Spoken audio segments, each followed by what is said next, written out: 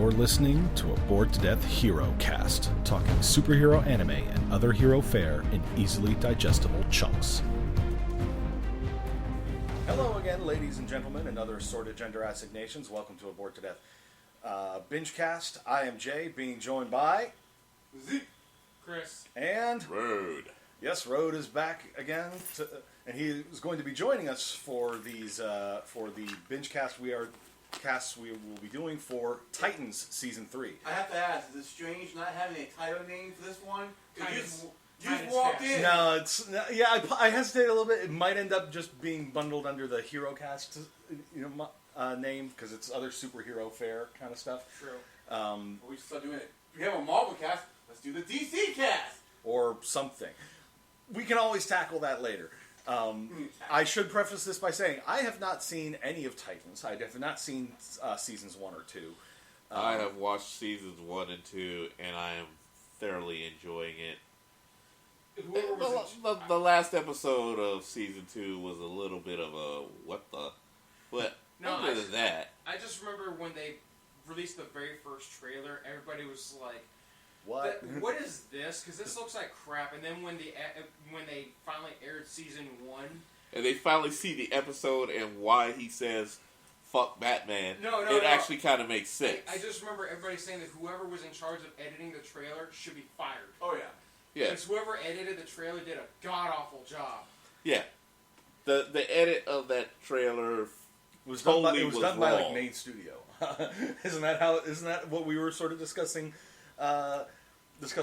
last night off mic? But it was basically like the other DC studios apart from or Warner Brothers studios apart from the main one are just like like ignoring whatever main roster or main studios telling them to Warner do. Brothers studio is not very bright. That's why a lot of the other the Edmonton and Montreal were like, no, we're not listening to you. We're gonna do what we were intending to do first, and it'll come out right. Please shut up. Yeah. Why don't you Again, stay away it worked and for let us James do our Gunn thing. when he was like, look, no, I'm gonna do this my way. Please shut up. When you shut up, it comes out right. Mm-hmm. As I understand it, though, this season, or especially the 3 episodes that are released now on HBO Max, is like a good jumping-on point for new viewers.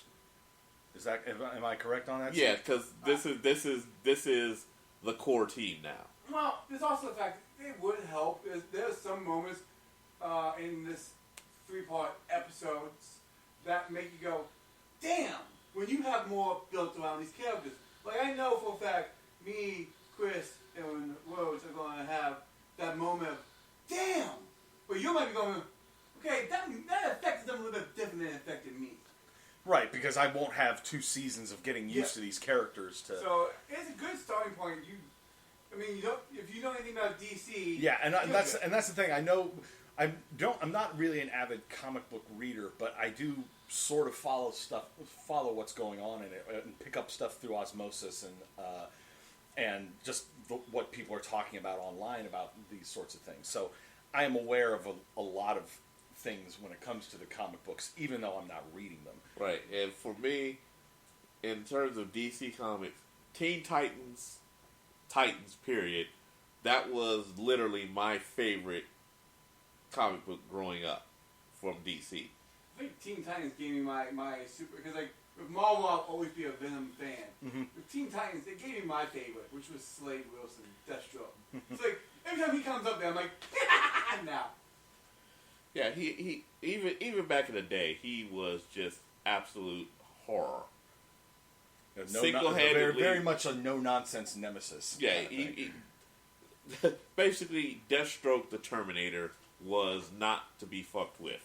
And he loved fucking with the Teen Titans because, number one, his son chose them over him. And he could not stand that. And then, years later, along comes Rose, and She ends up being like him. She's like him, like but she hates him and actually goes and joins the Titans too. What were you about to say? Because I read about how after she got done with her training, she literally plucked her own eye out, so that way she could have this be exactly like him. Yeah. And yet, when the second fight that they have against the Titans, and she sees them risking their lives for each other, and suddenly the roles get reversed, Dad is just like, yeah, whatever. And she's like, really? Really? What the fuck? And out of nowhere, literally, Tim Drake comes and saves her instead of her father. She's like, clearly I've been wrong. I've been on the wrong side the whole time. It's just sort of like, I'm your daughter and you didn't even try to rescue me? That's fucked up. She goes to Titan's Tower and actually sees the mausoleum for all the fallen Titans and sees her brother there. And she's like, you guys really actually do honor him? And my dad said you guys are just like a bunch of throwaway kids who shouldn't be doing it, and yet you're honoring my brother? Hell, I'm joining you. Fuck this. So, 3-episode binge. That's gonna be a long one. But we've done movies before. It'll be fine. Yeah, but movies are usually only like 2.5 hours. Well, no. Godzilla versus King Kong was glorious. 2 hours. Yep. And you also 2.5 hours. You got 42, 44, 40. You had 5 minutes to that to the credit and intro stuff. Okay, fair. It's still, You can't get past the number 3 episode. Yeah, it's just it's one thing if it's like a half hour episode. This You remember Gundam when we did that's what I'm thinking. That's what I'm thinking about. That ended up being a really, really long one. It was sort of tested how long do I really want these binges to go, kind of thing. But yes, it's gonna be a longer binge than we normally do. Future Bingecasts for Titans won't be as long as this one. I hope that. At the same time, I hope so, because I enjoy. They had me at the beginning. Let's give us some background on this. You were like, we're just going to do 2 episodes. We're going to do 2 episodes. We'll be an episode behind. It's fine. And then I sat there and I watched it. And I got plenty of time. I'll watch it. I watched all 3 episodes. The first response he gave says, "No, we're watching all 3." Okay.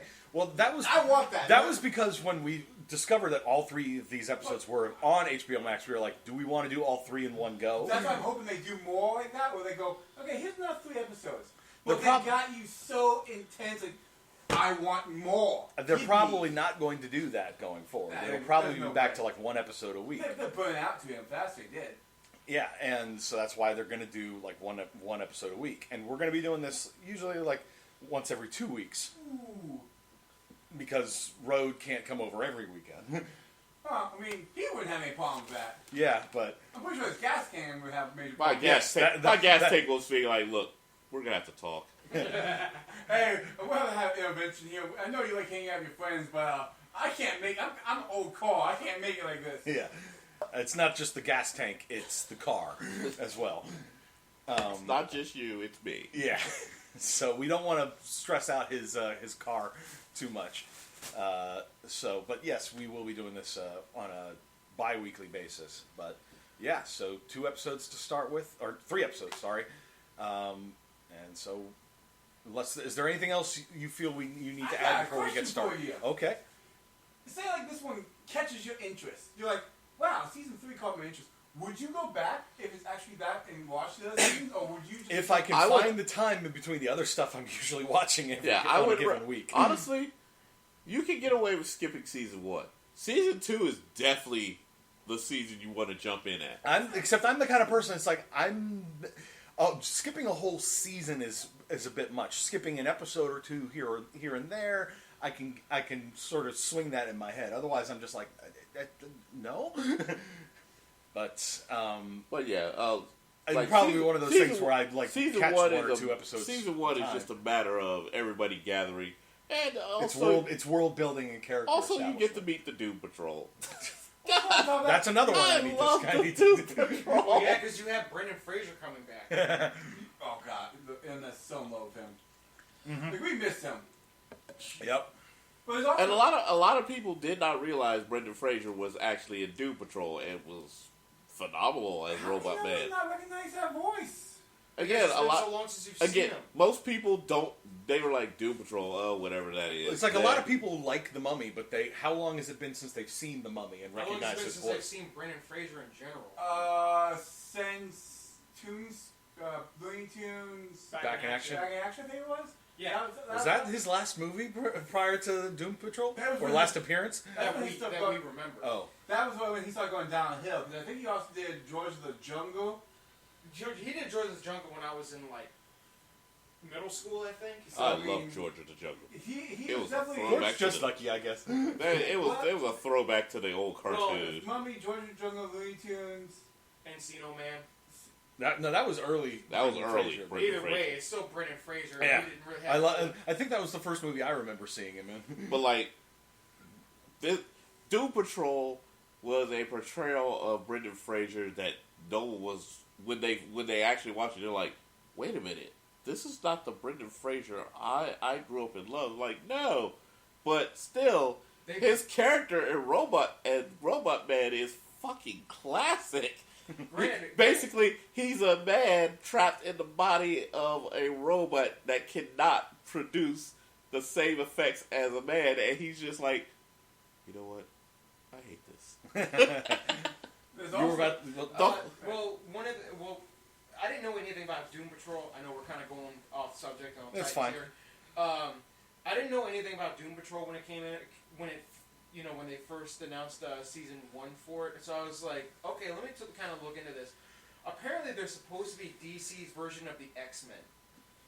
Yes. Yeah. Because, you have the dude in the chair, you have a bunch of people with, like, random powers, a lot of them don't get along with each other. Here's how wild Doom Patrol really is.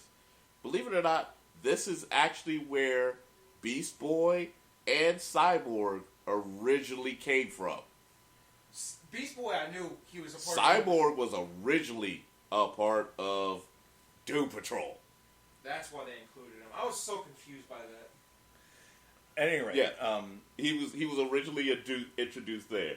And again, Doom Patrol has the wildest, craziest stuff. I think Jay's trying to cut you off. it's just sort of like, yeah, we're getting into a ramble here. We gotta go. go. We I gotta go. We can do this. Yes. You did say skip season 1, but you have to watch the last episode of season 1. The dream sequence? Come on, man, that was so awesome when he got Nightwing to go in his brain and he was like knocking out the pieces to make him evil. Remember that? So season 1 is still a good one. Okay, Yes. but let's get down to this because we are under a little bit of a time crunch. We've got the episodes to get through, We got the talking to do, and we have other stuff that we want to do this evening. Do we really have Yes. I do, I do too, I'm saying. but at any rate, Titans season 3, first 3 episodes. We'll see you after the binge. Hello, and thanks for listening. While we're binging, please give us a like and subscribe. If you want to reach out, do it via our social media on Facebook or Twitter at BTD_Bingecast. The Bored to Death Clan is part of the CKCC Radio family, including J Bunny's Music Hub, the Race Nerd Podcast, Real Paranormal Talk, Ranking Tracks, Motivational Moves, The A Show, Park Hopper 101, and The Nerd Table. Please consider supporting CKCC Radio on Patreon so we can continue to bring you podcast content. And now, the binge is done, so let's get to the discussion. We're back. Holy shit! Hold on a second. Before anybody else says anything, I have to know, Jay, since this is your first time Yes. watching Titans, what are your overall thoughts? I like it that they're not considering themselves too beholden to staying true to the comics.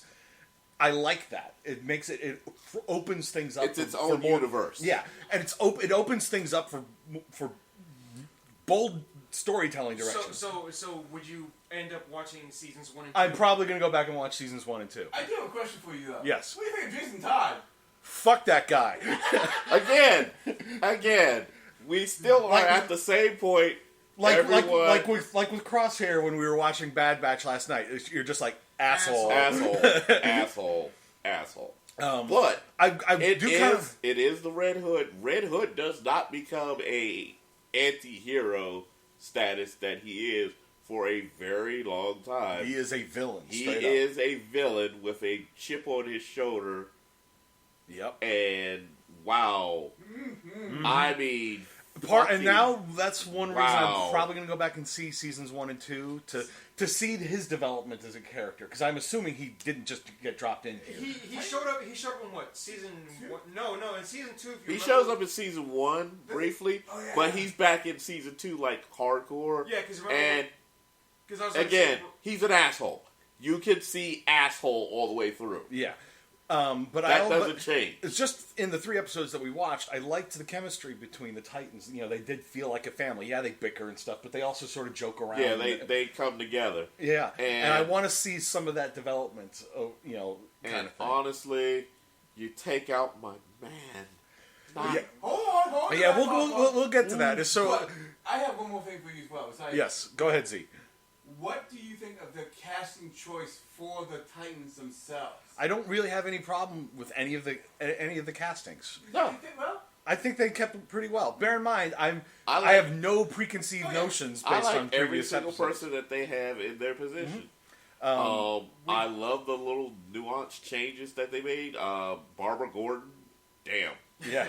So we were discussing off camera, like while everybody was taking a bathroom break.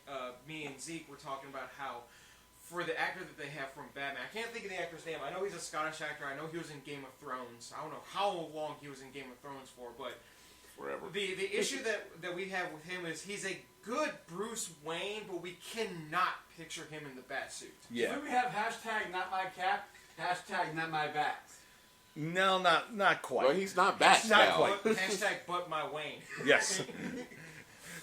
I have zero problems with him as Bruce Wayne, and just in the scenes that we saw of him in episode 1, because that was the only episode he showed up in of Yeah. these 3. He definitely gave he had the sociopath vibes going there.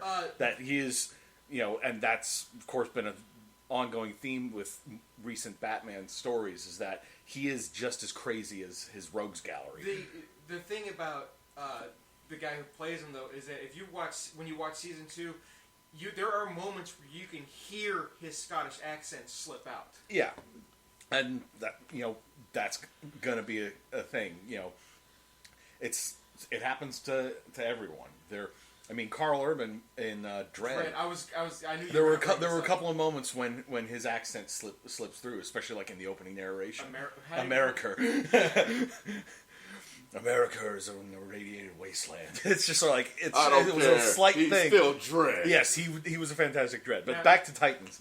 Oh but my god. That it opened with Joker bashing in Jason Todd's head with a crowbar. I was like, okay. They started this off. They went straight in for the jugular. And well, It did not stop. but before Jason went off to go after Joker, He tried telling Bruce, "We got him." I know where he is. I can take him down. And Bruce is like, stand down, wait for me. Yeah, I'll be there in the morning. It's just Again, well, the problem is everyone misconceives on Joker is, okay, he's just a loon. I can take him. No, He's Joker's more than just crazy. he's beyond. He reason. is chaos. that's He is pure chaos. which does not And you mean he's cannot- incapable of planning. Yeah, he knows how to manipulate people. He knows how to just absolutely turn the tables on anything to his advantage. Crazy Which he did. Crazy does not Again. equal stupid. I'm gonna say this. I thought they were gonna go the Arkham Knight route, not by turning him into the Arkham Knight, but in Arkham Knight. This is the reason why I asked the question of how long did Joker torture Jason Todd for? Because in Arkham Knight, it was established that he was tortured in like this abandoned wing of Arkham Asylum for months, where he basically kept Jason tied to a wheelchair with barbed wire. And he branded the J into his cheek. He just tortured him for days on end. And then the entire time, Jason was thinking, "Oh, Batman's gonna come and rescue me." and then when Joker tells him, "Oh, you've already been replaced," that's what drove him off the deep end. Yeah. So I thought that it was going to be like months later, not like hours. And as Rode had said when you asked the question while we were watching, in the comics it was only like, what, 48 hours? 48 hours. Which is still, 48 hours alone with the Joker is bad enough. Literally all he was doing was just beating him with that crowbar. And especially, remember Joker's whole one bad day theory. Jason Todd in the comics had 2 bad days, and we saw what it did to him. One day he was killed, the other day he was brought back to life. But here in Titans, before Jason suited up to go after Joker, we saw him use like an inhaler with some sort of chemical in it. And as soon as I saw it, and the chemical had like a yellow color to it, I was like, fear toxin? Not fear toxin, the anti-fear toxin. Remember in the Batman the Animated Series, it was in one of the later seasons, Scarecrow came up with a gas that took away people's fear.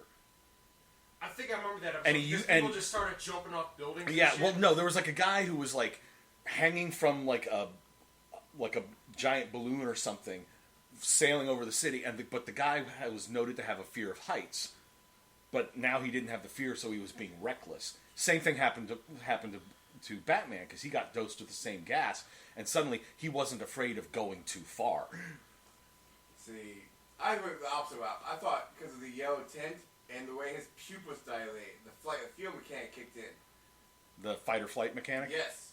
Because usually when that happens, your eyes get big. Yeah. The pupils. Also, the pupils dilate. But also, that's also a side effect that you see in Venom. In the Venom, it literally he does the same thing, but I'm not thinking it's either the one. Serum, the Venom stuff. I'm thinking he was basically drugging up so he could go in and fight without any fear. But once you get into the later and you see the swapping of the body, I'm under the impression, okay, I'm starting to get a picture of how this actually worked out. Someone did help Jason come back. Yeah. And they did bring up Ra's al Ghul. Yeah, yeah. But they specified that. But they already specified Ra's is nowhere nearby. He's on the other side. And I'm suddenly of the like, okay, it's starting to tick. I'm gonna hold on to that theory until the end of the season because I'm pretty sure the other true villain of this, because go ahead and say it, because we can always come back to the theory and see if you're right. Red Hood is villain, but main villain hasn't actually popped out yet, and I'm getting a good vibe that...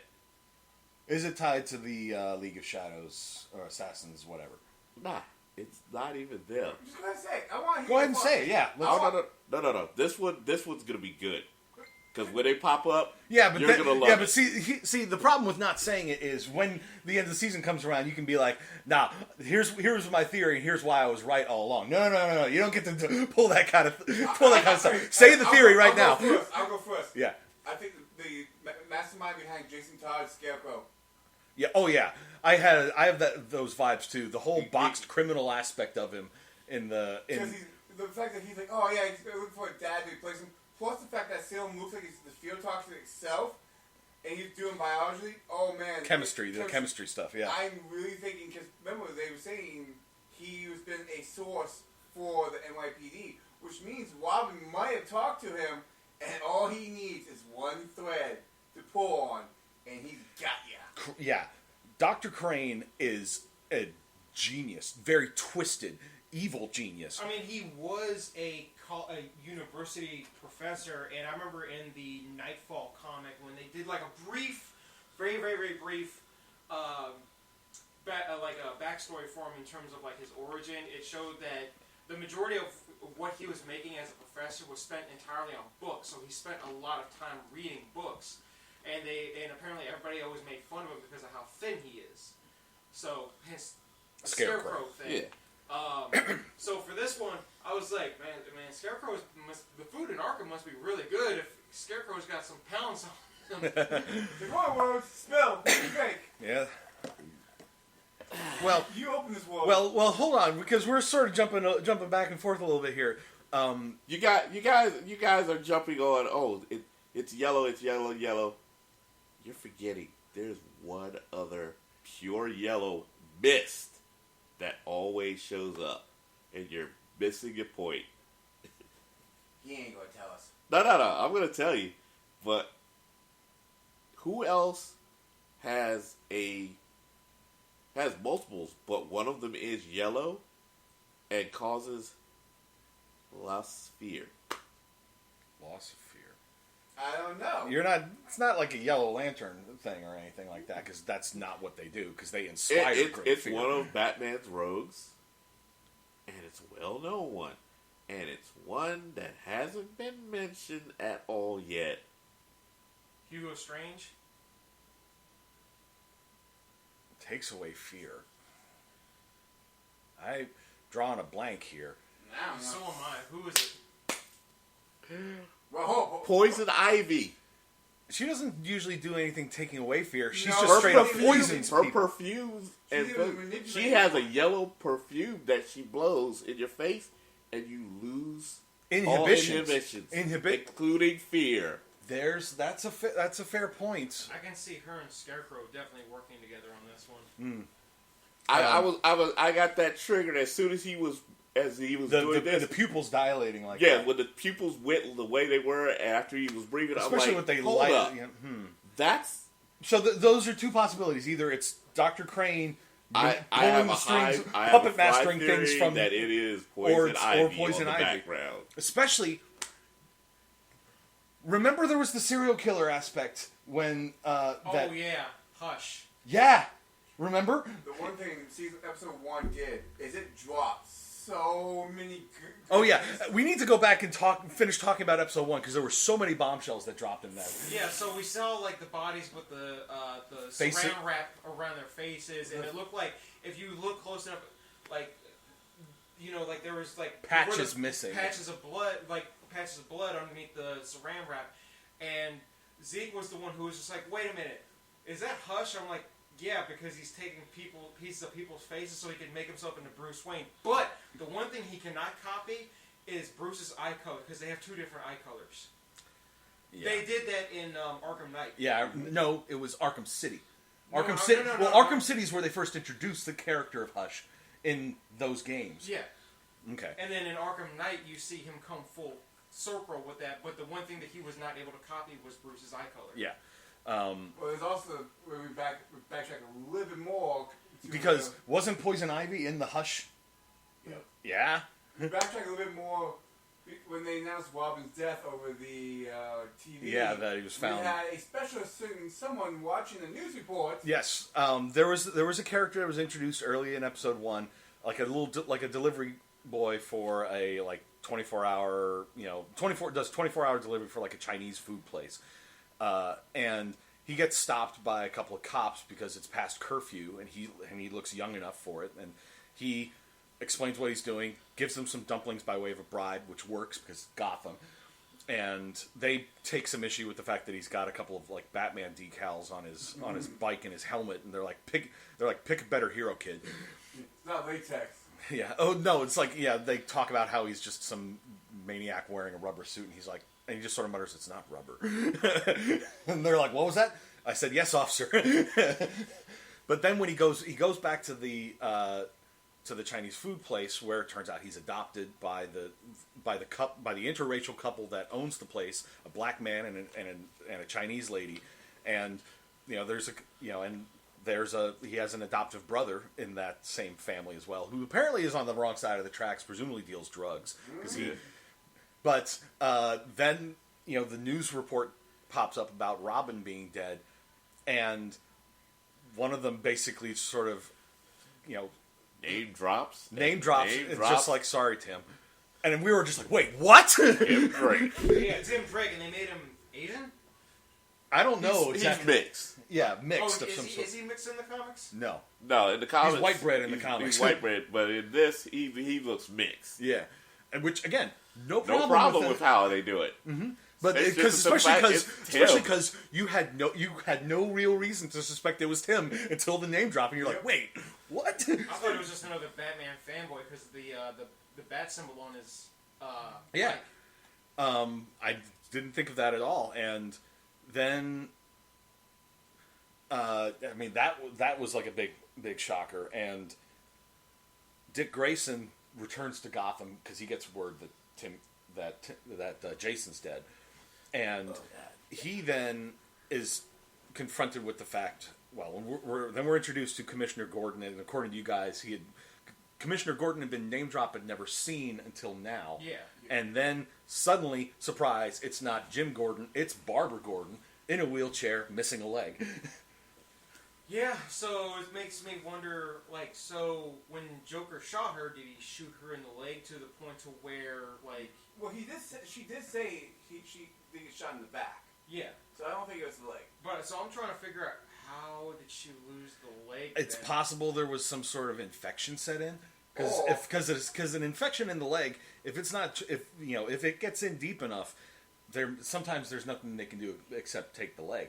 That's what happened to my mom. Granted, in her case, it wasn't like a gunshot wound or anything. She broke her kneecap, and it never quite healed properly. And there were various infections. They kept trying to clean it out, but the wound from the surgery just would not heal, and so they've finally took her They're leg. just like, sorry, we got to do this. Or it could be something else that happened to her dad. Maybe she was there when he got killed. Yeah, so a couple other things that they... That's a another couple thing. other things that they brought up, like 2 character deaths that happened off screen and... Which have major implications for character development and everything going on here. So Jim Gordon is dead. From a heart attack after an attack by Mr. Freeze. And then Alfred. Yeah. Because we were always wondering, where the hell is Alfred at? Because he never made... Yeah, and we made a joke when Dick goes to like his old room, which Jason had sort of taken over, and it's all sort of messed up. We were making a joke. It's like, oh, he left my room exactly how I found it, and I was like, Alfred's standards are slipping, and then suddenly it turns out, oh, Alfred's dead. It's like, and I was like, never mind. And then I was immediately like, well, that's a problem because he's Bruce's he was Bruce's moral compass. He was the restraining bolt that kept him from going going over the edge and giving into some of his darker impulses. It's funny because I know that for the Suicide Squad movie the script was supposed to explain the reason why Joker has that tattoo on his hand of the smile. Uh-huh. It turns out it's because after he killed Jason Todd, Batman lost control, and so broke his teeth, which was supposed to explain the grill. And so the smile was supposed to always on his hand was supposed to be a permanent reminder to Batman of the one time that he lost control. Yeah, and it's probably a little bit of vanity as well, because when we saw in the Suicide Squad movie, whenever he would laugh, he would cover his mouth and show the tattoo over on his hand.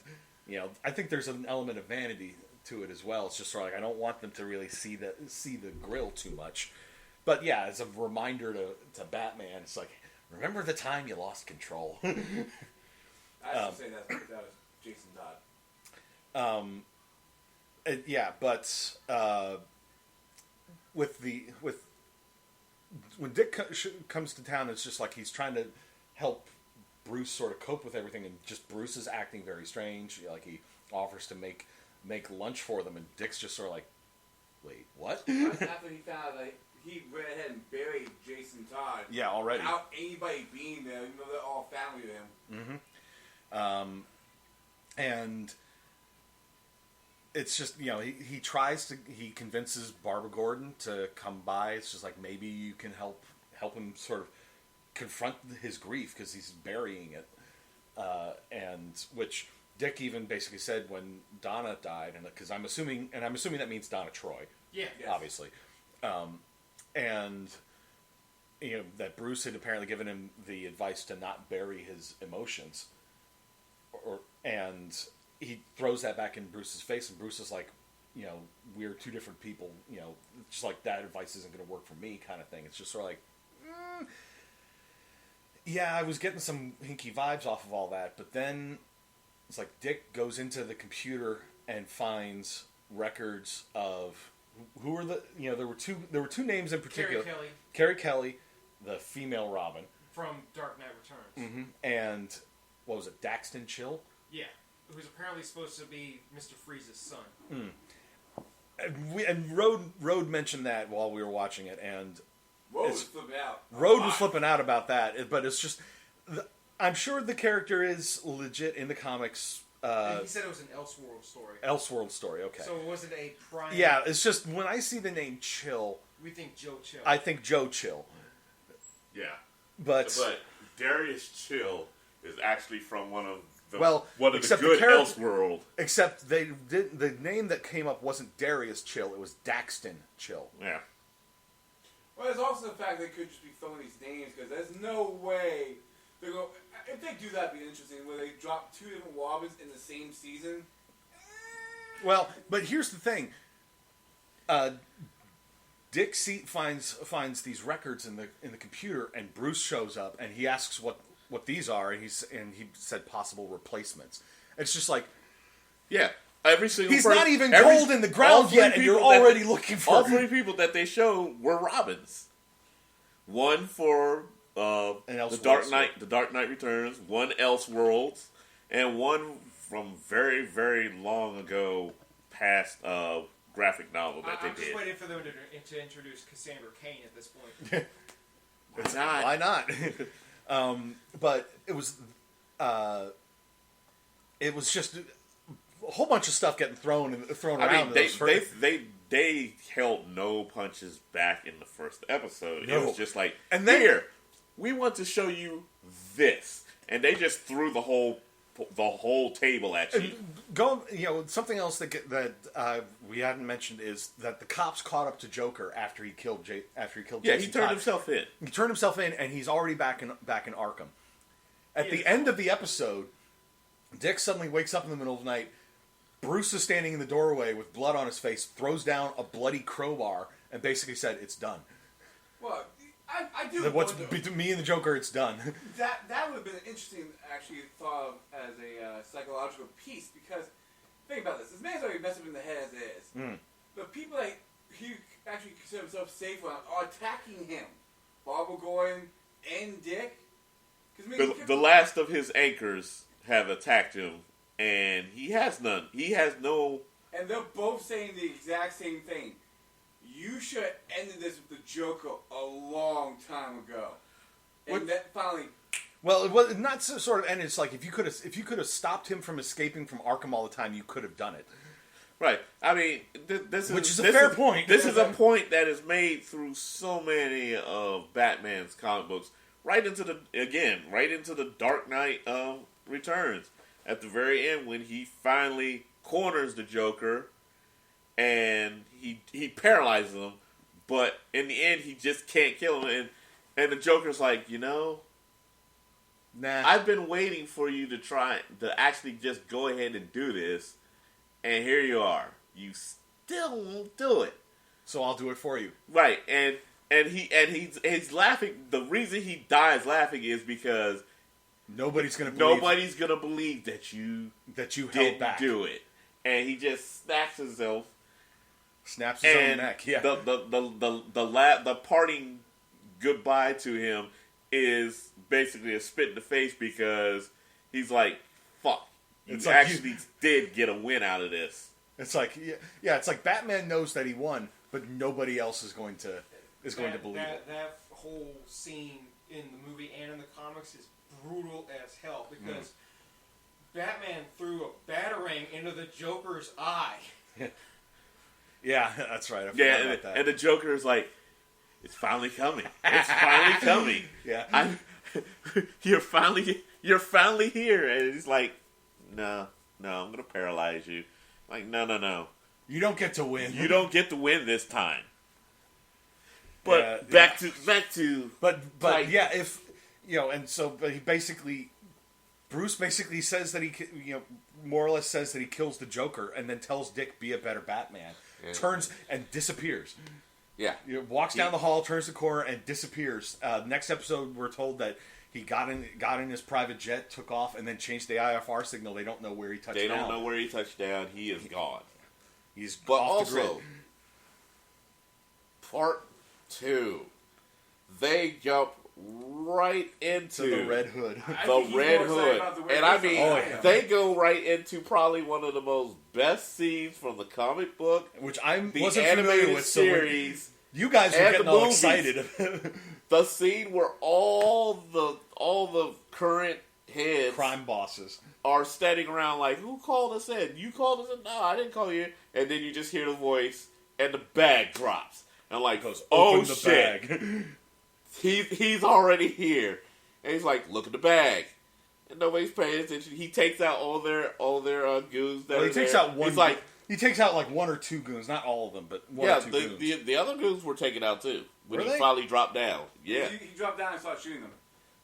Yeah. He didn't kill the mob bosses. He just killed their. Could have he just sworn, killed the I could gun- have sworn the he goons only with- killed like 1 or 2 higher guns, but maybe But, I'm misremembering. Anyway, he drops down and like look in the bag, and the female, she finally looks in there and like Valeska, yeah. pulls out one of the hands and like, that's your my number cousin. 2. That's my cousin. Yeah, my number 2. Yeah. All your lieutenants' heads are in there, and I'm like, that is a straight, pure nod to. It's like I was a little disappointed with one part of that whole scene. Which one? that he left out two I'll two give lines, away but the one. I'll give away the one because that's what made me kind of like Red Hood because he had a moral compass. He was being Batman, but he was being Batman that would kill. That was the compass that I liked about him. But it was also the fact to show how skillful he was. He goes, I did this in less than 2 hours. Imagine what I can do on your side. yeah. Yeah. It's like this is my this is my credentials. Yeah. And It's like with Mr. Hinks in Spectre. Batista's character in Spectre, when they basically ask if there's anybody else that wants to be the muscle for their organization, and he just steps out of the shadows, and standing behind the guy that had was currently like their muscle, and Blofeld basically is like, show us your credentials, and so he beat the shit out of a man. and gouged the guy's eyes out and snapped his neck. See, Tossed him on the ground, wiped his hands off, sat down in the chair, and just sort of nods at the dead body, doesn't say a word, and I'm like, boom. I just like how he just has one line in the entire movie. Shit. But continue, Rose. 'Cause Yeah, I Rose. think you're the only other person besides me. Chris Yeah. would be a close third. Yeah. But I think you might be the first of this because I am such a Red Hood character. I love the character so much, and when they started doing this, I'm like, yes, please make it so. Yeah, I was very impressed how they wrote Red Hood right into this, and the variation again. Titans is its own standalone universe. This Red Hood is evil, Oh yeah, pure asshole. evil, but he is using the tools he was taught to As his Robin. advantage, which is what Red Hood Where does. Where did we hear that before? No, you want to know who I want to see him go after next? Who? Black Mask. Dude, that's what I'm wondering because he did say in his credential line, 40% I'll take care of the cops and any other masks that come after you. Any other masks. That's not just superheroes. That is Black Mask. That's villains as well. Well, Black Mask is, first off, Richard Sionis is also a businessman because of the Roman Roman Sionis. Sionis, sorry. Roman Sionis, because of the business that he runs, which is his main business. The mob He is boss, actually a legitimate businessman. Yeah, the mob boss side is just more like something that he does. It's just sort of like behind the scenes. he's a corrupt businessman. And it's just the Black Mask is He does it in his free time. Because if you remember in the Arkham Origins game, he was the one who he hired all those mercenaries to come after Batman. So that included people like Bane, Deadshot, Copperhead, the female Copperhead, and the Electrocutioner who gets knocked out in one hit. That was great. And I can't remember who else was there. Oh, Killer Croc. Killer Croc was one of them. But and yeah. So like I can see them kind of taking that story and applying it to this, but having like all these. So let me basically ask, since again not familiar with seasons 1 or 2, has Black Mask made any appearances? No.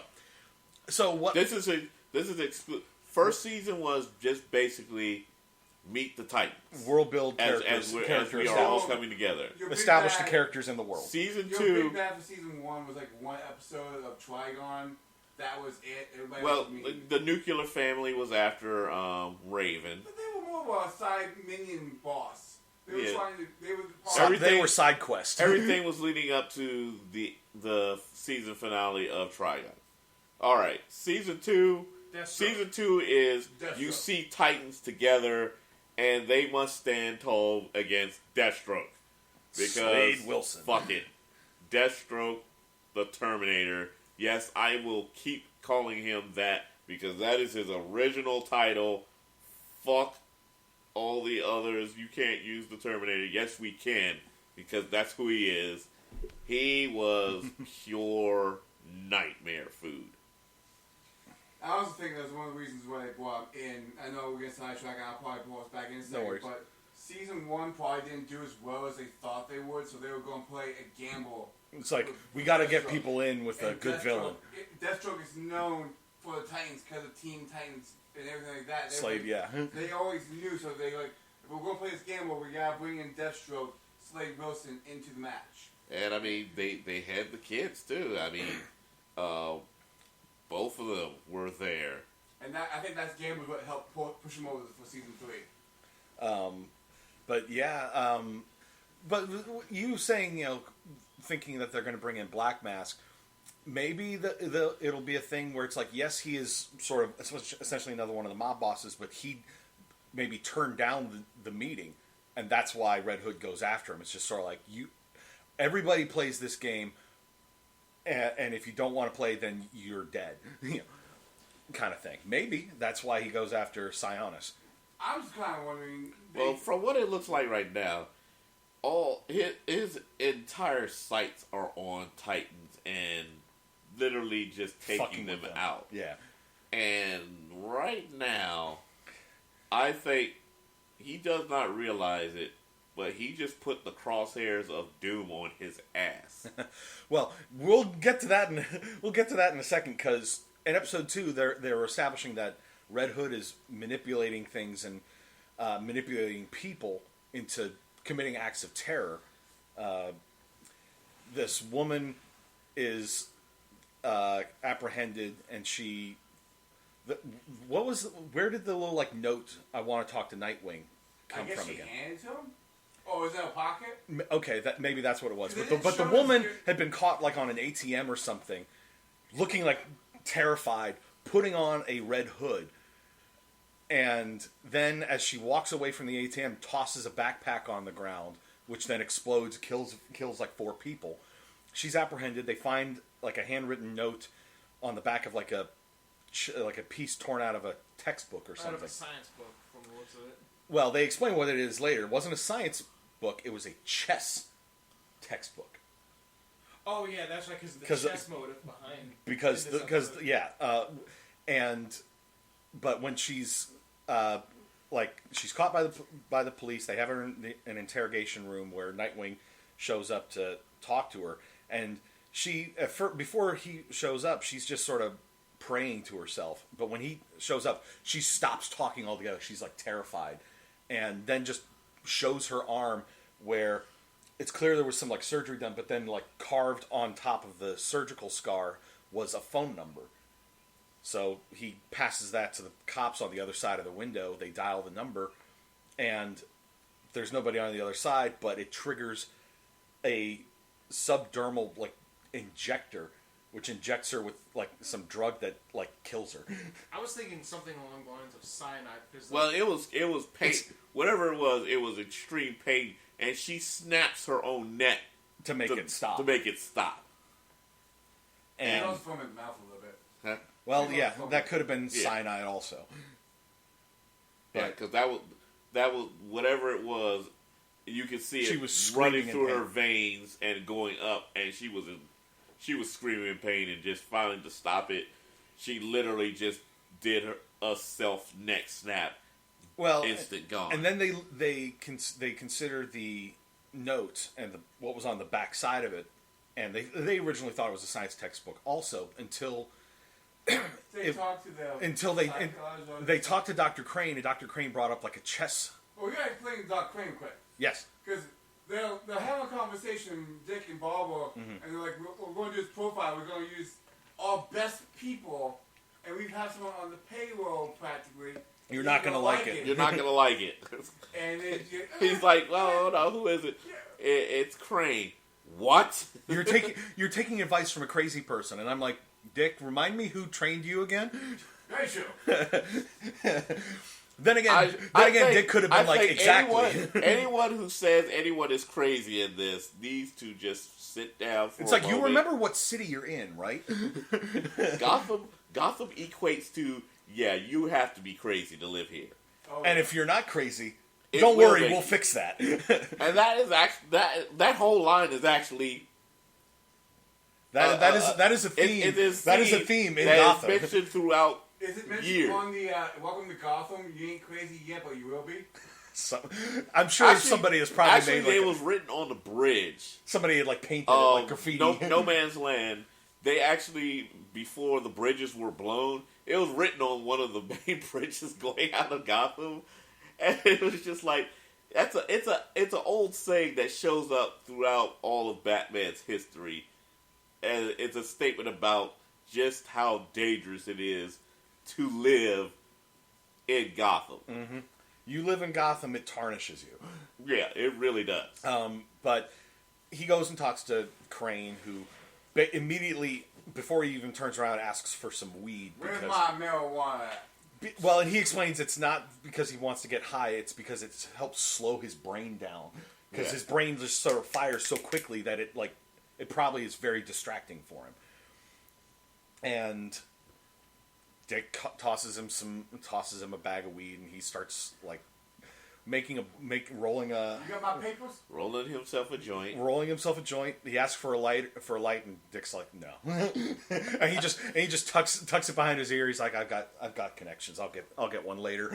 He'll get far. But I think lining at up that for him. point, he does provide a little bit of insight into the Red Hood character, and I think he's the one who makes like the chess reference that triggers they start going into it, and they find out that the moves on the back of he specifically mentions Bird's Gambit or something like that. Bird's Gambit, which is Bird's Opening. That's what it was, because like the chess player whose name was Bird, it was the opening he used in his in some game that he had played, and so then the Titans start using that. The rest of the Titans have come to Gotham to help Dick by this point, and they start picking apart chess motifs, running it through the Bat computer to see if there's any sort of permutations and combinations that will pass along another message or address or phone number, and it throws up some words, and one of the words that's in there is Robin. So then they're like, Robin, Bird, look for streets with bird names. And I'm just like, you couldn't stop to think, Bird, Robin, before that jumped out? It's like right there. I just want to know. But here's another thing. I want to go to a city that has like 5 street names named after birds. Only 5? Hold on a second. I can kind of defend this. So where my dad lives in Richmond, right, the neighborhood that he lives in, all the street names are named after racehorses. Okay. Interesting.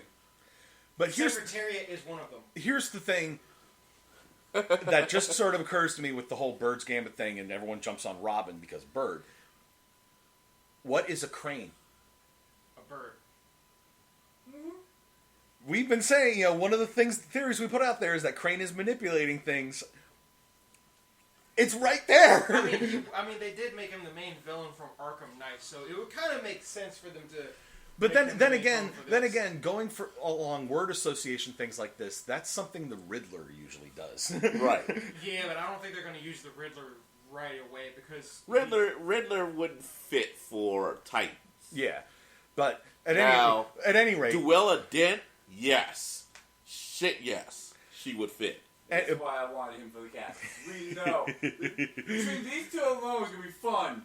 yeah, but so they go check out some like addresses, because there were some numbers alongside the word associations that came up with the Bird's Gambit thing in the computer.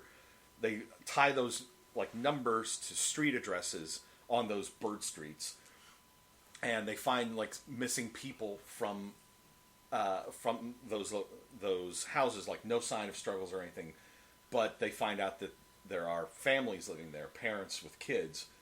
And because the woman who had done the bombing, they found her kid running around, set loose out in a public space wearing a red hood. The kid was fine, but it was like she was coerced into doing this because the red hood had taken her son. So they assume something similar is going on when a bunch of people wearing red hoods stage a bank robbery. And well, the Titans show up and they're like, we can talk this down, we can figure this out. And that is one problem with Nightwing. Yep. He is a person with heart and emotion and feelings. That's why he can never replace the Bat, because the Bat is very cold and Batman would have knocked the lights out and then dropped down with a smoke bomb and then beaten the shit out of everybody. Mm-hmm. Everybody, including the hostages. We'll figure out who's the bad guys later. Hostages are knocked out. Bad guys have all kinds of multiple broken bones and contusions. So do the hostages. The police outside are peeing their pants because they're too scared to go in. And then Barbara would be like, "You just beat up innocent people," and Batman would be like, "This is Gotham. There are no innocent people." Because again, he zip lines away. Yeah, no smoke bomb, then zip lines away. But yeah, and they find what appear to be hostages, or the missing children in a van, like in a parking garage, but nope, just more hostages wearing red hoods, and the bank robbers are actually part of the mobs. It kind of reminded me of the final battle scene in Dark Knight. Yeah, where Joker had the hostages switched with his own guys, and the guys were posing as the hostages, while the hostages themselves had the clown masks on and had the weapons like taped to their hands, and they were like they had like duct tape over their mouths also, so they couldn't like call out and protest. But yeah, it was. I had similar vibes to that also when the hooded thieves removed the hoods, revealed nope, these are members of the mob, and then they set off a couple of like smoke bomb flashbang. Those are definitely more flashbangs. Yeah, because they blew out the windows. Well, flashbangs will actually even blow out glass. Yeah, but they were concussions. There were concussions and grenades. flashbangs. Not like full frags, but concussions. Yeah, just concussions. Either way, they hurt. Yeah, and it knocked out everybody. I had one blow on me, and yeah, that and was the a thieves nice made out trip with in, $25 million. I just like the fact that that happens. What's the first thing that Nightwing does? He's kind of like brushing off his shoe, like, God, that hurt. Well, because he was like standing point blank range when that concussion thing hit him. Yeah. If he hadn't been wearing his armored suit, it probably would have caved in his chest. Oh, yeah. It's why we wear the armor. Kevlar, man. Spandex does not protect you from that. Nope. Rubber won't protect you from that. It's not rubber, man. Exactly. But what's the difference between me and you? I'm not wearing hockey pads. I'm not wearing hockey pads. But the whole point of the bank robbery scenario was Red Hood was trying to turn the police against the Titans. Mission accomplished, because Nightwing had convinced Barbara to stand down her cops so that he could go in and resolve the situation. Instead, the Titans got made to look like fools, and the bad guys got away with the money. Yeah. Yeah. And then, episode 3. So Hawk and Dove I'm taking this solely from context and everything, had broken up, Both had sort of returned to D.C., Washington, D.C. Don't make the same stupid joke you made while we were watching. Now here's the weird. Yeah, here's the weird thing, because they flipped the thing around with Hawk and Dove. Yeah. But you can't explain that yet. You can't explain that because if you go into you already just went last time. You can't explain that because we have to explain the ending of the first. No. I'm just talking about the breakup. Okay. So Hawk has always been in love with Dove. Yes. And Dove does love him too, but she still likes being a hero. Hawk was always about retirement and just living a regular, normal life. Mm-hmm. So eventually, once they left from the Titans, that's what started to split up. She still wanted to be a hero, and she was going about being a hero, and Hawk became a cop. A little less strange. Like we saw in episode 2. Wearing shorts and a bike cop. yeah. That's how they did things. A porn stash and everything. But when shit started going sideways, the running joke was, I rode my bike all the way up here. Yeah. It took me a long time. Took me a while to get here, but I'm here. It took me a while to pedal all the way here, I think is the joke that he made. But, yeah, and Dove is like, are you following me? Like, yes, I'm following you. You said you were leaving town, and then I see you on TV.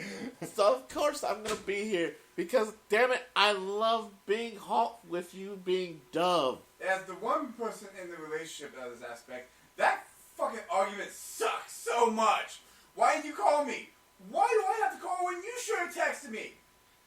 Yeah, that is a fair point, because there is always that sort of like communication goes both ways. That argument they had was like, you didn't call me for showing up? It's like Crow in an early season of Ruby when he shows up at Beacon and Ozpin, no, it wasn't Ozpin, it was Ironwood gets on his case about not telling them where he was, and he just sort of holds up his phone. It's like, that's called the send button. It's sort of like, why didn't you try to get in touch with me, sort of thing. Sort of brings to mind that sort of like, why didn't you call me? Why didn't you text me? Right. Like, why is it always there was communication me? Why is break. it always me? Yeah. Why do I have to tell you where I'm going if you're not going to tell me where you're going? Yeah. Yeah, so, typical relationship problems, but whatever. Yeah, but episode 3, because at the end of episode 2, the internal reveal that Red Hood is Jason Todd is dropped. Anybody that knows anything about Red Hood in the comics knows who it was going to be. It was coming. That's like going in to see the second Captain America movie, not knowing who the Winter Soldier is, and then being shocked that it's Bucky. Yeah. Wait, what? What? Bucky? I remember when that movie came out and I had seen it, and I told one of my managers about that. He goes, "Winter Soldier is Bucky." I was just like, "Yeah, that's kind of like well known at this point." It's not. It hasn't quite gone through pop cultural osmosis to the rest of the world yet. It has now, thanks to the MCU. But prior to the Winter Soldier movie, it wasn't common. It wasn't like public. If you weren't in comic books, you didn't know exactly. But then the debate then becomes, what do we do about Jason? Because they're like, he's become a terrorist. We need to stop him. Right. The rest of the team is already set on, okay, we need he's to stop becoming him. an asshole. We are going to have to stop him.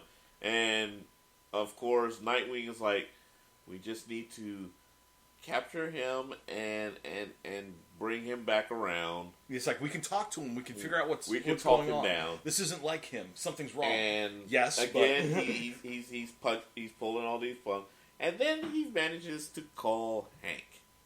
No manages. He does just call Hank. And at a moment when course, Hank is by himself. And of course, Hank and Jason, they bonded. So Hank's like, all right. Let me come talk to you. And Hank, we should also mention was the real gung ho. It's like, give me 10 minutes alone with him, I'll stop him. Yeah, I'm gonna make him wish he stayed dead. Yeah. So he goes to meet. Can I interrupt you real quick, Rhodes? Anybody, with my knowledge of Red Hood, was the fact of the underneath the hood. I don't have the comic book knowledge like Rhodes or Chris has, but I know the psychological damage from the Lazarus Pit made him a little unstable. A little. So Wow, a little. So seeing this specific scene that he's about to talk about, I wasn't sure if he was going to be evil or neutral evil. Right, because we don't necessarily know exactly truly what brought him back just yet. Yeah, And that's still a mystery. He's being called when he's talking to him, and he has the tear works going on. Yeah. I'm like, maybe. Maybe there's some sort of instability going on. That's what I'm thinking. Now continue your thought process, Rose. Now, Hank goes to meet because Hank thinks, okay, maybe I can talk him down, and if I can't, then I'm gonna beat his ass. him down. And I'm gonna whoop suddenly that it ass. kicks into they're back at Wayne Manor talking, and Hank comes in a little bit fucked up, Well, i.e., very majorly fucked up, and he just happens to show the wonderful new addition to his body. He's got a bomb nice shoved in his chest. Special bomb shoved right onto his the chest. fact that Jason Todd, now you can correct me if I'm wrong. Jason Todd is not the most smartest person in the world. He's a pain in the ass as Robin. When he comes back, he has a little bit more mental clarity, only because he no longer is second guessing. He just goes, and he does have the tactical knowledge that he's given by Batman. Because the fact that he was playing Hawk like that, was like, okay, we're gonna He was doing a typical Batman movie. Yeah, he was doing that. Which ties in again to something else, because Dick goes back to talk to Dr. Crane, trying to because he is under the impression that somebody else is manipulating Jason, and Dr. Crane brings up the whole notion of he needs a father figure to replace the one that he lost, kind of thing, and Using the tools. and he uses, and it's like using the tools of the father figure. The abuser becomes the abused becomes the abuser, sort of thing, and which triggers a moment of clarity. A moment of clarity for Dick, who goes back to look into this. He opens up access to Wayne Tech to the rest of the Titans, and they start searching for schematics of the bomb, because Connor used like his X-ray vision to basically figure out the blueprint of this thing and realized we can't remove this thing if we try, because it's got barbs in there to prevent it just being pulled back out. And if we go in with surgery, these things have little sensors on them, and if you try to remove it, it's gonna blow up. It's kind of like the spear tip in Hellboy 2, the one where every time they try to touch it, it just inches closer to Hellboy's heart. Yeah. So I do have a question for Rhodes and Chris now. What? How do you feel about Superboy being the tech genius? He's not the tech genius. I mean, what he does is he has a photographic memory, and all he does is he speed reads, and he mimics what he sees. Well, remember who Connor has the combined DNA of. Yeah, he's half Lex Luthor, half Superman. So And Lex Luthor is like a 12th level intellect. Right, but he doesn't have that intellect. But what he does, it's still above he average. has that. Way above he average. has that complete 100% eidetic memory. Another person who shares that isn't in this yet, and I really hope Barry they add Allen. him. Wally. Oh, yeah. Well, I know that in the Flash TV show, I think, what was it, like the first 2 seasons alone, you see Flash speed reading the exact same way, and that's how he learns everything, like, real fast. Like, he reads a book in, like, a whole book in, like, 2 seconds. Yeah, Zeke. There was something different between him and Flash, though. Remember, Flash only maintained that knowledge for a short period of time. Yeah. Where he Just keeps it. keeps it locked in. Yeah, he keeps it locked in, and he can mimic exactly what he sees. Because all he's doing is, all right, I see the schematics, I know where everything's supposed to go. Let me put it exactly like and that. And then, because what Dick then tasks him with doing, because they do find a schematic for this bomb in Wayne Tech's servers. Find the singles. It was a proper prototype. signal strength. Yeah, and he needs to find the proper signal strength for a deactivator. And so then he is literally just trial and erroring, which would normally take a normal person like weeks of testing probably. But he's moving literally at the Flash's speed. And then he's like testing. It's like 90% failure rate. And he's literally just trying to get it down to like 0%. And I mean, towards the end, because we should also note there is an effective timer on the bomb as well, but it's not tied to an actual time. It's tied to heartbeats. And so it's like they're doing everything they can to keep Hank calm. You're giving him some drugs almost. They're giving him some drugs to try to slow his heartbeat down to buy themselves some more time. Towards the end, the heartbeat thing is down in like double digits, and the signal and the failure rate that Connor has is down to like 1% at one point. I was like, at that point, just go. That was one of the best things of doing this, because like I said, I watched this before so I can watch reactions. Watching Jay's response, it's 1%, just go! And No, he was doing that at 3. well, yeah, because again, at that point it was down to like triple digits. So it's like you have minutes left, and you have no guarantee that they're going to be able to. They're going to get the thing from. Once again, good old Jason fucking Todd has. Well, hold on, we're getting ahead of ourselves on this. Yeah, I was going to say we need to go up. We need to rewind back a little bit. When he told Dove. Yes. Well, no. Well before what Hank told Dove or what? No, the whole gold bar thing. Yes, right. Because Jason does contact Dick after they found the bomb. He's like, well, guess we're gonna find out if he's gonna try to kill him or not. Answers phone. And Dick and Jason basically says, yes, it's like if you want to save Hank's life, there's a delivery of gold bars.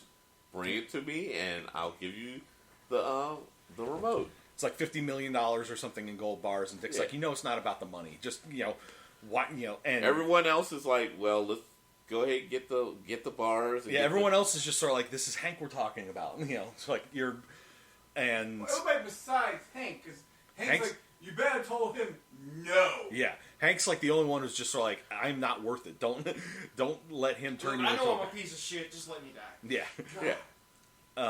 And a lot of the episode is sort of him making peace with the fact that he's. Like he gets Crypto to go and heat him up some hot dogs. Yeah. And find me some meat with it. Find me some bourbon while you're at it. Bourbon and hot dogs. And he and Dove start getting a little frisky, and I think his heart rate starts ticking up, and so she starts putting. We literally compared to that scene in the Incredible Hulk, in the Edward Norton Incredible Hulk film. where he and Betty start getting frisky, and then his heart rate watch starts beeping, and he's like, "Nope, stop." And they're both a little frustrated by it. Well, she's like, not even a little bit. He's like, I can't risk it. And she's like, it's okay. And he's like, this is why Hulk smash. Hulk smash because Hulk no can smash.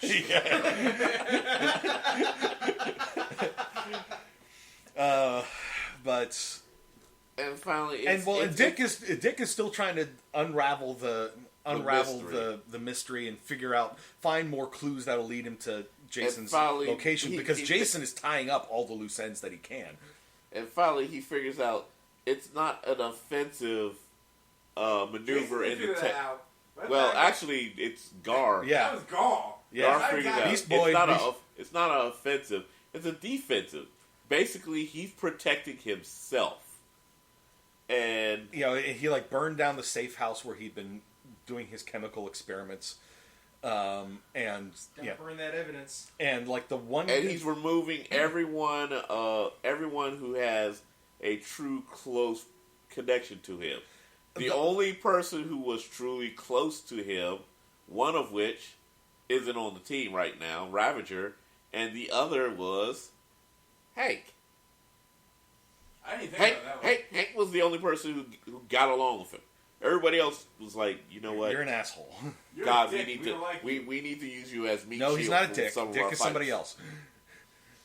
Yeah, but so and all of a sudden made sense what was going on. He's removing all of his attachments, so that he can be the unfettered that he wants to be. Yeah, and so by this point, Dove's not having it anymore because she's not going to lose her bow. Yeah, and so she goes and she heists the gold bars, and brings it to where Jason tells her to. By this point, Dick had tracked down like the guy that had apparently snuck Jason's body out of the morgue, and Jason knew he was coming and just tossed him out a window. Taunts him like, yeah. And Dick's just like, where are you? And then he sends him an address. I do like the one thing. We'll go back a little bit when Jason was talking to the guy because he had him taped up, and he did the whole feel thing. Jason got a little bit of sadistic vibe. Oh, he got himself some happy vibes from that. It's just sort of like somebody's got to catch their flight. And but Jason sends Dick the address to where the address, which is the same place that Dove has to bring the truck. Well, Dove gets there first, tosses down a gold bar, and he's like, and he walks out and says, he's like, "You're the activator is right in front of you." He points to a toolbox. She opens it up. There's a gun.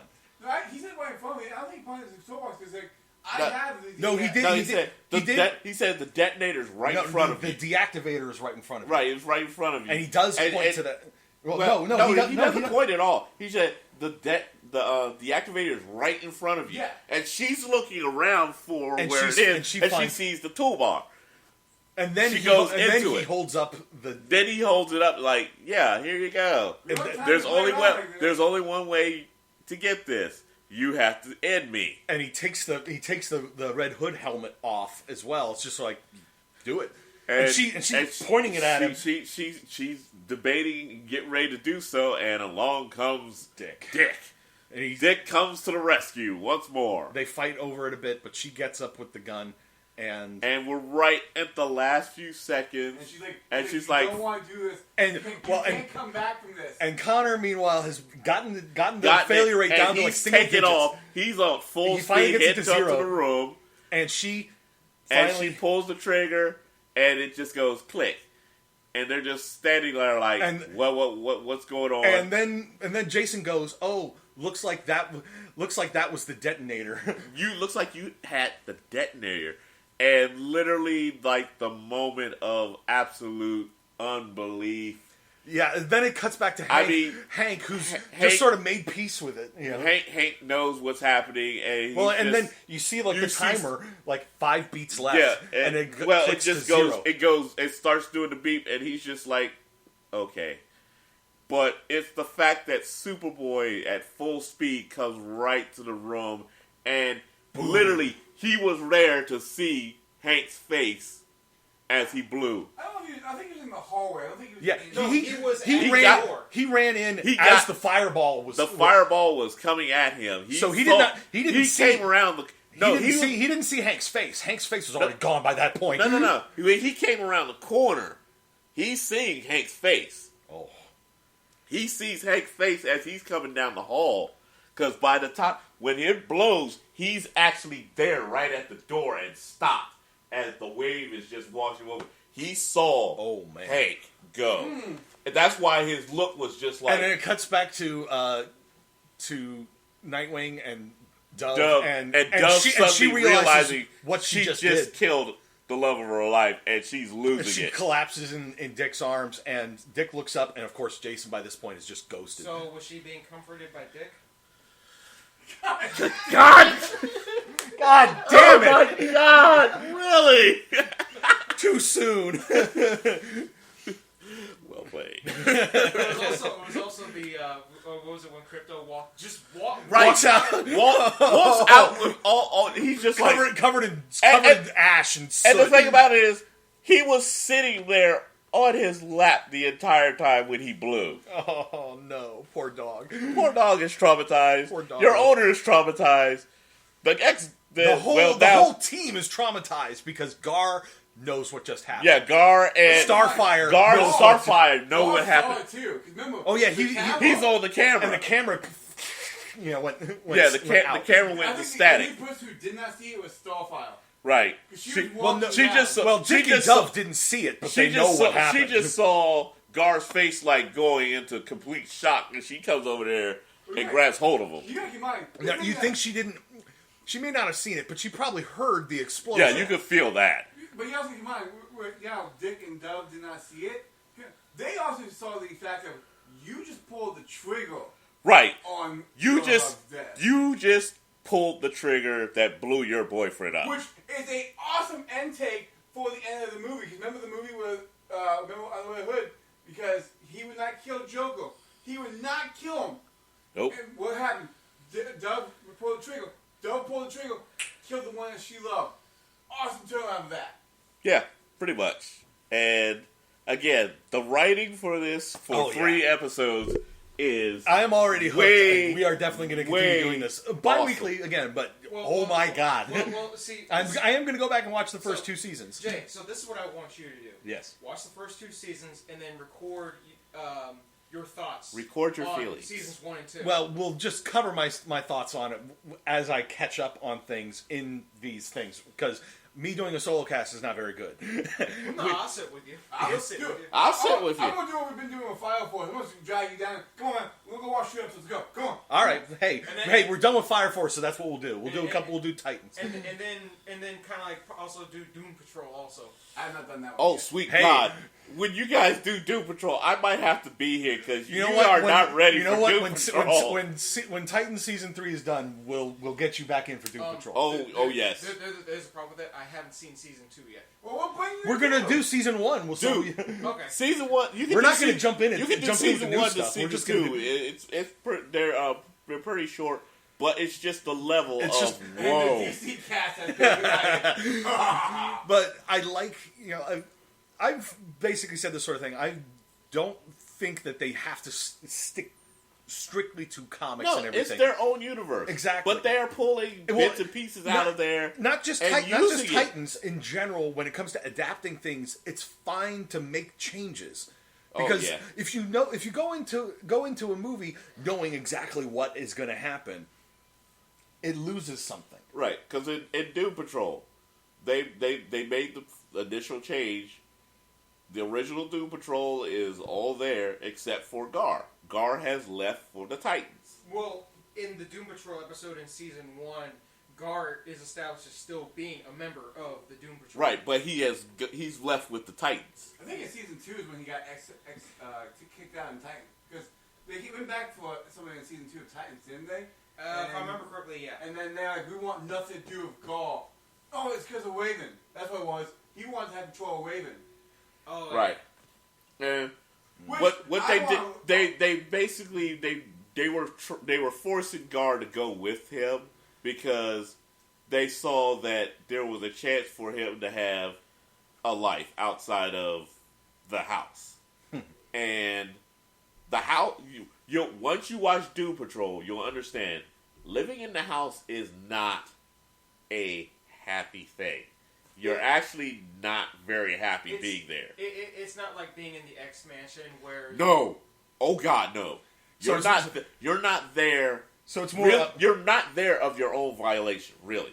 So it's more Umbrella Academy rather than. No, it's not even Umbrella Academy. When you see the first episode of Doom Patrol, you'll understand everyone who is there, honestly, has absolute no wants of being there. Well, But they have no choice. but at still this like a point. messed up totally pseudo messed up family family. relationship. I'm going to That's Wait. what that's Oh where my God! that's where I was that's where I was going with for the you to meet one of the characters. That's where I was One going with the character is Umbrella gonna blow Academy reference. One character is going to blow your mind away. Crazy Jane. Oh, God. Crazy Jane. I can't wait for you guys to see her. Whoa. Well, that's going to be at some point in the future. Titans I'm going is to bring this back up. I'm going to bring this back in Titans. all right. Yeah. Unfortunately, this one won't be for you because unless you want to participate. But what are your thoughts of who they're bringing back in Titans Season 3? And who would you like to see in Titans 3? That's why I'm thinking you can answer that one as well. Again, Black Mask, because I can see Black Mask hiring a bunch of like hired guns, like big time hired guns, to take out Red Hood, because he's like, he could basically just be paranoid that he thinks that Red Hood is going to eventually come for him and wants him taken out.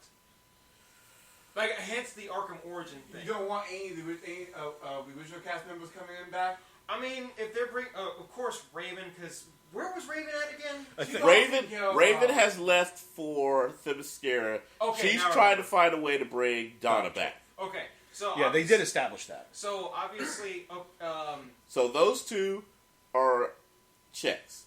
Ravager. Ravager always goes off on her own for a while. Right now, she's off on her own because she has now her brother in her brain as well. You'll find out what I'm talking about when you watch it. But the two of them are coming to terms with sharing her body now. Now, in terms of like team members, I would say Artemis. Green Arrow. Believe it or not, Artemis was never a Titan. No, she's Young Justice. No, but the way I see it is that they could bring in like Young Justice members into the Teen Titans. Titans, none of the Young Justice actually really show. I'll tell you bring speed. No, Wally- but he's saying that since they are in their own universe, pull them in. I mean, technically, they go With speedy. the people that are waiting to see, again, Wally. Wally is the only one, even in flashbacks, they have not shown. They've shown Aqualad. That's true. You'll find out about that later. Which, talking of flashbacks, that's something that we didn't sort of mention, that Starfire's having, like, flashes of she's memory. she's blackouts. starting to remember. Oh, you're thinking it's memory. I'm thinking something different. So, a little bit of spoiler, unfortunately for you, Jay. I was going to bring this up. I already know where you're going. In season 2, someone was brought to try to bring her back home. And she said no. And she's like, Blackfire would not appreciate this. And Blackfire was on her way down to Earth. I am thinking it's the same connection between Blackfire and her sister Starfire. And she's in some kind of science lab where every time they start to try to torment her, the connection maxes. And that's why you see the people. No. Those people are actually from when they were all captured. She's having memory flashbacks of when they were all captured. Ooh. But when she starts speaking Tamaranian, she's starting to connect to Blackfire. Anytime the two of them are together, they start speaking their native language back and forth to each other. So when she's roaming around and she's like angrily wrangling back, she's connected to Blackfire at that moment, and Blackfire is now connected on her, and she's acting more nice and timid. And that's why when they approach her, she's like fucking flashing out at them because Blackfire is always hot and ready to trigger off. And when the connection breaks, she's back to herself. So what's happening is Blackfire is looking for her right this moment. Mm-hmm. And the longer she can hold that connection, the more she can trigger exactly where she is till she finds her. Yeah. And I already know Blackfire is actually the true main villain of this. Everybody knows that one. Yeah. And once that shit happens, I'm gonna like, yes. There's going to be a lot of sadness on this, but yes. Because I think we all remember the Teen Titans episode where they brought Blackfire in, and she was trying to act all nice and everything, and she started wearing Starfire's outfit. She was literally like a black-haired version of Starfire. Yeah. So, do you have anybody you would like to see in your DC knowledge? Honestly, I have no real preconceived notions on who else should show up. I'm just along for the ride at this point. I have one. And that is? Taylor. Oh, I want to see no! Taylor come in. No, because I know how fucked up the comic is. I want to see Taylor come in, and I want to see them play that heartstring. Well, they can't because of the way they've already did Ravager and Jericho. That's done. There's no way Terra comes through that one. Why? Because Deathstroke's gone. Deathstroke's been gone multiple times. Remember, he was killed, and he came back and started messing with Terra. Right, but the only reason Terra was even there was her love affair for him, but she was there to get Jericho. Jericho's not there. Ravager took Jericho and left. Remember, I got from the TV show Teen Titans. Yeah, well, Jericho was in at that point in time. Slade was using it because Slade was using her as a tool to be able to weaken the Titans to get the knowledge and information that he needed from them. Right, which is exactly what Ravager did. So Ravager already did everything Terra was supposed to do. Damn it! Don't crush my dreams. So hey, But also, They can still bring there's her in. there's another thing about that, and DC will probably never allow Terra ever to come back up because of the also implications behind it, and they got their asses reamed over it. Hence why anytime you see Terra, she's like on Titans Go or something, the Knights and everything. They actually got their asses sued and almost blackballed over that because of the relationship that was going on between her and Deathstroke. They came after their asses hard. So they put her on. She's actually kind of like blacklisted. You're talking about comic books, though, right? Right, the character itself is blacklisted. In the Titans one, there wasn't a love affair between Slade. It was she was obsessed and in love with Slade. But he didn't have the same thing for her, though. Right, but it was still the implications of this kid falling in love and basically attempting to cuddle up to him. They still got their asses handed to them by all the parental guard. So her character is actually really blacklisted. But that was also the most fucking awesome comic series of theirs. See, I can't go from that comic because I remember you know the animated version. The heartstring they pulled when you had Beast Boy and Terra, and they were all like, she was like one away from me because she knew Slade was coming in to deal that final blow to the Titans, and she like one away from me, and then the alarm went off, and he figured it out, and then she realized that she would have to take him down too, and then that whole arc right there, where they ended up putting her into Solid Stone, dude, I want to see something similar to that like this. It'd be nice if they could pull it off without people going batshit. You know, they actually went batshit crazy over the animated movie that came out, the Judas Contract. Yeah, but the Judas Contract, they did that so horribly wrong. But it was actually following the comic book. I know, but that's what and that I'm was saying. they shouldn't have done that. That creeped me out even to most levels, where she was wearing makeup for him. But that's exactly what she did. Literally, that's why her character is blacklisted. In the years since that happened, you know how many times she's been seen? That animated movie and Teen Titans. That's it. And each time they bring her out, parent groups go after them. So they keep falling for the same problem. I'll make you bet they didn't have that much of an issue when it was in Titans. Because she wasn't like madly in love with him when she was trying to bang him. It was just the fact that Terra showed up and it's like, we know who that is. No. It's like you don't even give them a chance to show. No, we're not going to put that relationship in there. It's like yeah, no. There's a number of characters like that in between Marvel and DC where it's just like, you put that out, you're going to be in court right now. She's one of them, and sadly, a lot of people fell in love with Terra only because of the Teen Titans cartoon and that series, but they didn't know where she came from. And when they started researching, and a lot of people were doing the hits, it suddenly comes back to the parent groups who are like, wait a minute, this came out, and they started looking at it, and suddenly, for a number of years, remember, Chris, you couldn't get Teen Titans box set because they pulled it and said no. That's why you can only find it digitally now. Right. I mean, they were hot over that. Zeke has a copy. Yeah, they were hot over it. Yeah, he clearly got it before they pulled it. Oh, I found that. What was it? Not FIE? There was like there's copies of it like that's floating around that you can still hunt down, but it's on the blacklist where they will not allow it. And it's like, granted, Zeke's right.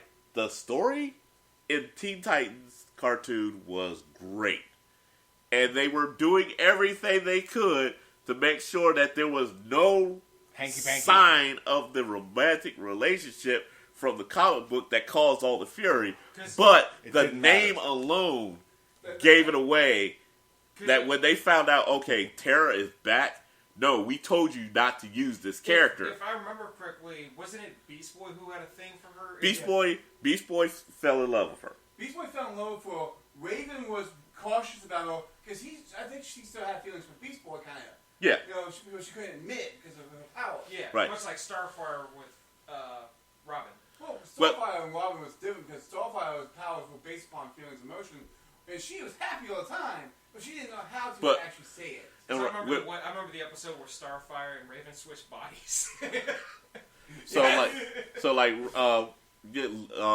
The second iteration of Titans, where they bring Raven back, she falls for Gar. They're the thing. But the Teen Titans cartoon was before that happened, so it was always Gar had nobody, and he was a lovable guy who was always searching for someone, and that someone would end up being Terra. Terra was I gotta admit they wrote Terra in a nice way that it didn't. They were doing all they could to make sure it was not attached to the Terra that everyone knew. Problem is, they didn't do it enough. Number one, her costume. They didn't change the name. They didn't change the costume. That was a dead ring right there. If they changed the costume, they could have argued, no, this is not the same Terra. Oh, maybe she may be working for Slade, but it's not the same. And even the name Slade, You talking about the mind control costume? No, her costume. That costume she was wearing for Titans. You talking about? She had multiple costumes. She had her normal one. In the Titans cartoon where her and Gar fell in love, and the one that she turned to stone in, that costume. All three of the ones that she has. Slade's mind control costume. All three of the ones that she had are from the comic book. So just it doesn't matter. Yeah, I understand what he's saying. Literally, they didn't go far enough to separate her from the comic book like they should have. And the problem is, if they did it, they would have gotten fans complaining about it. Well, but, I mean, whatever. Hey.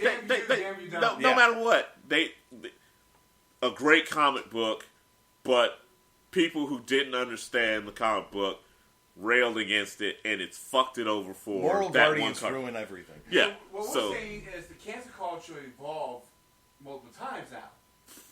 Yeah. Okay. We'll give that a go. The cancel culture, that was the first victim of cancel culture ever, and you can't use that. It wasn't really, because the Moral Guardians have basically been the cancel culture. Yeah, they've been running around for a while, since forever.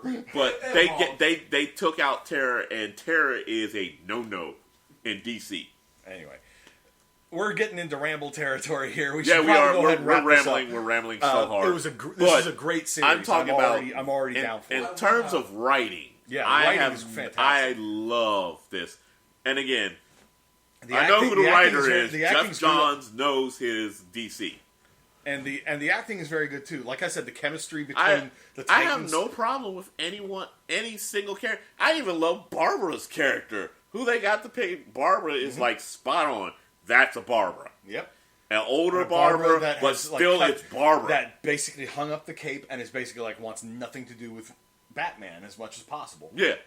But pretty much she's pre-Oracle stage. But she's not going to become Oracle because she's already become Commissioner. She's Commissioner. Which I really want to know how that's possible. Because usually Commissioners are going to be, older, and they're going to have actually been cops previously. Well, again, Gordon was truly loved by the good cops. They had finally cleaned out all the bad cops. Well, they cleaned them out as best they could. They no longer outnumbered the good cops as bad. I'm trying to think, did they bring Bullock into this yet? Nope. No. Because I don't think they God, focused. I hope they do. Like him saying, "Oh, I'm glad the bat's gone." Like, yeah, he's happy, but then he finally starts to realize that after a while he kind of misses him. Well, if they do that, they got to bring in Montoya. Yep. And Montoya would become the Question. Not necessarily. Possible she would be, but then that's not Titans either. Then you're just turning it into DC and you're turning it into random DC. I'm talking about Titans, Teen Titans, because this is what it is. Right here, it's a mixture of the Titans and Teen Titans. Half the group is Titans, the other half is Teen Titans, and I see the room for more Teen Titans starting to show up. And Wally's one of them. Zeke has something to say. I now know who else I want to be in there. In the team, I want to see Manos and Plus. Minos and Manos. Yes, I want to see them. They're the space That would be version cool. Of Speedster, But- but they only have their powers when they're touching. So does this mean that if they do make their debut, it's gonna get real dark, real fast? Because we know that one of them is gonna get killed off. Yeah. I'm not ready to see that because they're too cute. Those are the two cute guys that I just can't. we need to wrap this up. But The voice of reason has spoken. Plus, we need to get down. I mean, Yes. I can't wait for the next 3. Honestly, Next 2. We're not waiting for another 3. Okay, we're in just 2 weeks. we're We're going going to do. okay. We only did Look, 3. look, We only did 3 because there were 3 episodes out. no, look, I'm already setting myself up. I'm like, let's see, I got no. Oh, it's gonna fall in the Aliens Fire Team. Yes, this is what I need because I'm gonna have. You guys are gonna have to take a little weed break. me away from Aliens Fire Team because I'm gonna be stuck on it. That's right, because you're going to be deep into that game when it drops. Yeah, you know I'm gonna download it over here too. That's fine. I'll do my video. But But I'll try my best so you don't see. Well, But in one terms more. of, I'm dead set on seeing what happens for Dove Are you gonna because be Oh back? my god, yeah. Are you gonna be able to hold back though? Are you gonna be? Because I don't know about you, but I don't think I'm gonna be able to hold back. I'm probably gonna wait. I know you are very patient. I am You're patient. very patient. You'll probably hold back and be the fresh eyes. But I'm pretty sure me and Rose over here are going to be. Day 1 comes out, watch it. Yeah, when no, episode I'm 4 holding drops, back. Oh, you hold back? I'm gonna wait That's until good I show up. because your reaction. Eventually, we're going to get to a point where we're going to just do like actual like filmed reactions. Not for a long while yet, but you're going to definitely be there for that because you have some great reactions. To Right, some of because this when I shit. see something that I've been waiting, you got to understand now. I'm 47. I'm getting near 50. You are finally doing stuff that I dreamed of as a little kid, but honestly knew it's never going to happen. So now all of a sudden, you're putting up this stuff from my childhood. A lot of this is coming from when I was 5 and 6 years old, reading my stepfather's Titans books. And it's like, holy shit, this is the greatest thing I've ever read. If my stepfather were here, he and I would just be sitting here, probably sitting here sharing a beer, just like, you know what? I'm so glad that we lived here to see this moment. Yeah. So, Titans. But, yeah, Dove. Literally, they did a flip. And I can't wait to see how it turns out. Because it was It was Dove that died in the Dove comics who and not died, and and not Hank Hawk. did not take it well. Yeah. To the point that Wow, we've Yeah. actually been going for quite. Actually, that's not bad for a 3 For a 3-hour binge, yeah. Point usually. But yeah, we do need to wrap this up. Yeah, we need food. We need food. Yeah. Folks, trust me on this. You are going to watch season 3 and you're going to love If you have moment not of it. seen seasons 1 and 2, I still think it's a pretty good jumping on point. No coconut? No coconut. What is this? She's offering oranges. Chocolate orange. Oh, okay. But in that time, Anyway. since we got food. Yeah, we need to go get food. I need to get some exiting. Yeah, so we'll be back in 2 weeks for another Titans binge. And I have to say this just for end. Go Titans! Yes, so for Zeke and Chris and Rode, I am Jay, and we will see you in 2 weeks for the next 2 episodes of Titans Season 3. Das Fadonia. Go Titans! Thanks for listening to the Bored to Death Bingecast. Be sure to check out our library of past podcasts via CKCC Radio or via our YouTube channel, and give us a like and subscribe. We'll see you after our next binge.